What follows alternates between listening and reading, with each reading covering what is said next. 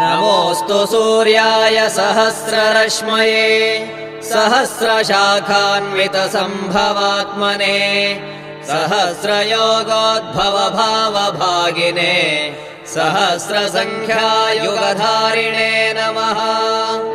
यन्मण्डलम् दीप्तिकरम् विशालम् रत्नप्रभम् तीव्रमनादिरूपम् दारिद्र्यदुःखक्षयकारणम् च पुनातु माम् तत्सवितुर्वरेण्यम्।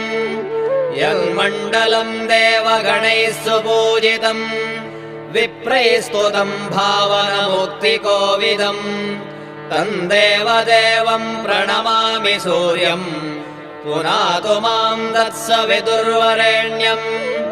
यन्मण्डलम् ज्ञानघनम् त्वगम्यम् त्रैलोक्यपूज्यम् त्रिगुणात्मरूपम्